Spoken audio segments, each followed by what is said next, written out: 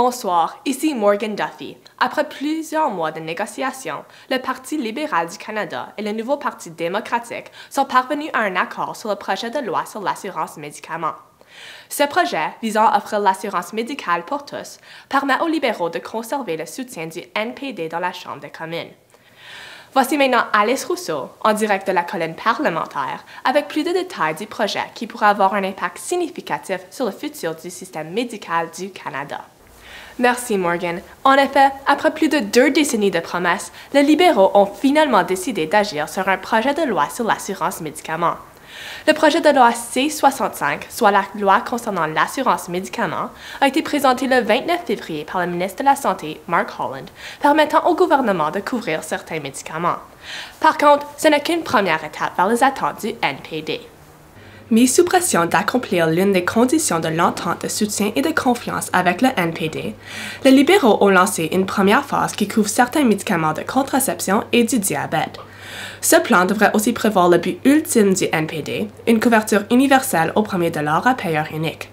Cela signifie que l'accès aux médicaments soit offert de façon égale à tous les résidents et que les coûts soient entièrement couverts par le gouvernement et non par un régime privé. Si approuvé, il est estimé que le plan aurait un coût annuel de près de 40 milliards de dollars. Par contre, si certaines provinces et territoires décident de s'exempter du programme, les économies gagnées grâce à l'achat en vrac pourraient être compromises.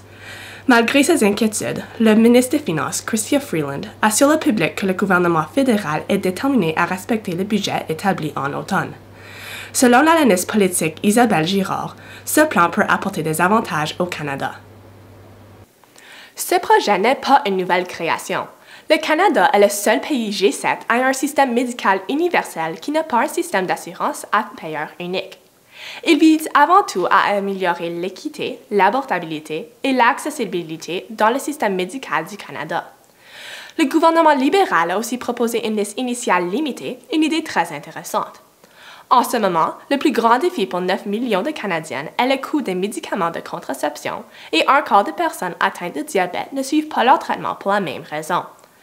La première phase du projet de loi permettra aux Canadiens d'économiser près de $200 par an pour des médicaments de contraception et 1 500 pour le diabète.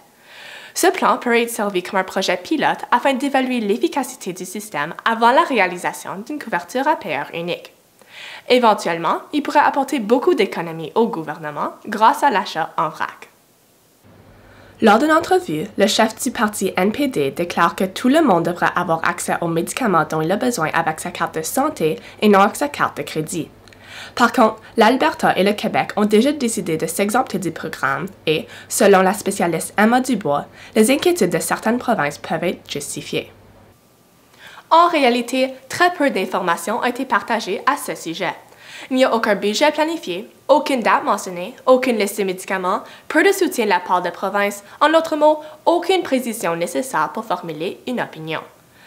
Le gouvernement planifie d'abolir le système privé, diminuant près de 51% la couverture couramment offerte par celui-ci. De plus, l'approbation d'un nouveau médicament dans un système public prend près de 3 fois plus de temps, jusqu'à plus de 2 ans d'attente.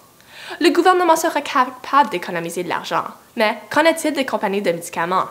Ces contraintes pourront leur faire penser 2 fois avant de vendre leurs produits au Canada.